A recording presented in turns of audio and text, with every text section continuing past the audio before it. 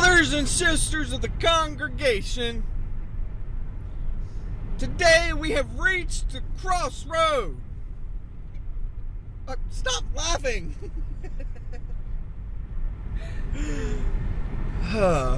Seriously though,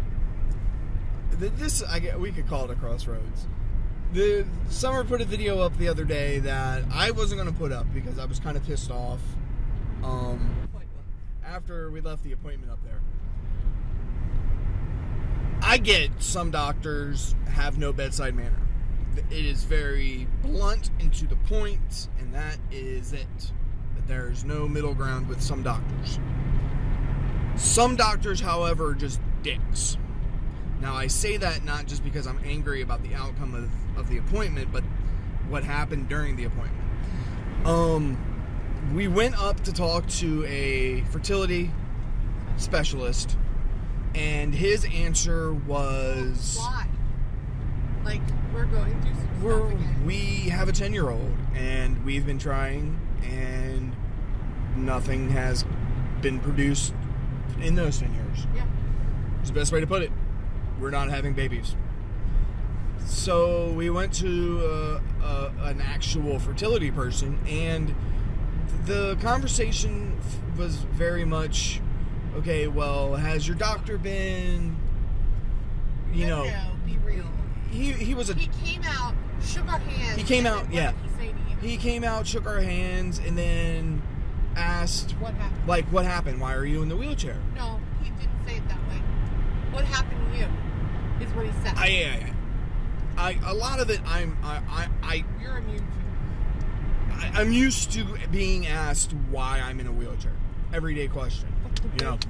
But he was very much like, so what's your story? Or not even what's your story. He's like, why are you there? so he's like, why are you in the wheelchair? Why are you in the wheelchair? No, that's not what happened. And He said, what happened? Yeah, to you? what happened to you? Why are you in a chair? No, it wasn't even, because it was like, what happened to you? What happened to you? And I was like, huh? And he's like, and he was like, why are you in the chair? And I'm like, did you not read our fucking work? You didn't say that. Like, no, I was thinking that. Yeah, And I was like thinking, like, did you not read the paperwork where it says that I have a disability and what it's called? Nothing happened. I'm like, nothing happened to me. I have muscular dystrophy. Yeah. I have spinal muscular apathy. And he rolled his fucking eyes. And he made this... No, I'm mad. I don't care. You can do it without cussing. And... It's a family channel. And I was like... And it wasn't just he rolled his eyes. He rolled his eyes and, like, put his head... Like, turned his head away. And... At that moment, I was done. And that was less than 30 seconds into the conversation. I kind of just checked out. Then he was like, well, we could do some tests, but have you ever talked to someone about your weight? He didn't say that to you, he said to me. I was just talking about us in general. No, he checked out after you. Like, completely just didn't even address the problem we went up there for, which was you. Yeah. Male factor. We knew what was wrong with me. Mine is an easy fix. Well, semi-easy. I mean, mine involves medication. Like... But we had gone up there because I have a normal... Actually, I think she said I had a high count. But you have a normal count this time compared to last time. But they're not going anywhere. They just kind of like... They're just like, hey, we're here for the They're party. like, woo! Yeah, we're just going to hang out, though. And... That's why we were going. That's why we're up there. But he didn't want to talk about, like, what... No, he completely dismissed you. What was going on with me. And he was like, well, he was talking to Summer and was like, have you talked to anybody about your weight? Because we don't, you have to have a certain BMI before we'll see you. Or before we'll continue. And so you have to... Back up, though. We didn't have any... We've never had problems. I mean, yes. Okay, We're not negating the fact that 40 pounds can go. Totally fine. Okay, I'm not saying that I'm not fat, but I'm not unhealthy because of my weight. Everything is fine. My sugars, my cholesterol, all of that is fine. My blood pressure is fine. No diabetes. I don't have the diabetes. Diabetes. I don't have it. My father had type 2, but it's because he drank. I don't eat fried food. I don't drink soda anymore. You are not as mobile as you could. I'm just not mobile. I don't lose the weight. You're mobile, you're just not as... I'm not as mobile as the normal person. And it's because we're fat. That's not where we're having children. But I'm not fat. That's what I'm saying. That's what he's saying. Oh, I know, but... So, but we're not... But that's what our issue is. It's nothing else whatsoever. Yeah, I need to go and lose 40 pounds. We're all going to have to... And then we're going to magically pop out children. I'm pretty sure that's not how fucking life works, Doc. I'm really tempted to send this to you. Well, when we get the bill... Oh, I'm not getting a bill. Here's When we get a bill, I'm going to take a big dump in a box and send it to him. Okay, dude, this is what I say. When we get the bill, we were in there for 5 minutes. All of this happened in 5 minutes. He made up his mind about you and then told me, oh, well, you need to lose this much and then we'll talk to you. Okay? And this all happened in 5 minutes without reading paperwork, without nothing. It obviously showed he hadn't read any of our paperwork because he asked why I was in a wheelchair. I mean, okay, but my point is... So he didn't do anything. 5 minutes, but, so, okay, I want to know how much he makes an hour, right?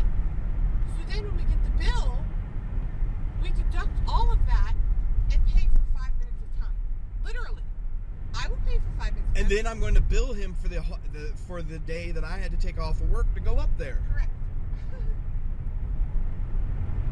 Sit in his front office for 45 minutes past the time of our appointment, even though we're told to be there at least a half an hour early, 45 minutes early if it's a new appointment, or if it's a new patient, which we were. So we were there 45 minutes before our appointment, filled out all the paperwork, even though he didn't freaking read any of it, and then sat out there for another 45 plus 45, another hour and a half before he even called us back to talk to us for 5 minutes, called me a cripple, call her fat, and then shoot us out the door. This is why you didn't get a second part of the video, because that day I was too numb. I didn't care. I was just mad. Well, and I was quiet angry. It was like I felt disrespected, I think, more than anything. Well, and the thing is that not only that, but it wasn't that he flat out said he wouldn't do it because of you having a disability. He said we didn't recommend it. Yeah. And I'm like, what does that even mean? So when I processed it during the day, what it meant was he couldn't say we're not going to do it because you're crippled. Because then the ADA would be all up his butt. Because here's the deal, okay? There's rules and regulations to keep people away from doing the kind of stuff that he wants to do. But guess what?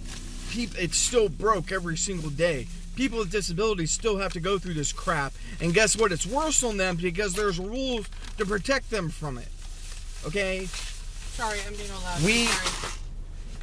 It goes back to the times where I've gone to job interviews and I've known from going in that I am perfect for the job. I am here. I have every bit of qualification. I have every bit of knowledge to do the job that you want. I have references. I have everything. I have however many years of work. Okay? And then I go in and you guys are impressed, but I'm in a chair and it scares the living crap out of you. And I don't get the job because of that. Could I prove it? Absolutely not. Because all it does is them going, well, we decided to hire from inside the company. Oh, I've gotten those letters before. Oh, I've had those phone calls.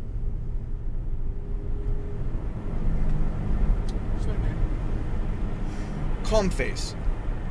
What? I said calm face. No. But that's why you didn't get a second part that day. Because we were numb. We were mad. I wasn't in the mood to talk. Neither was she.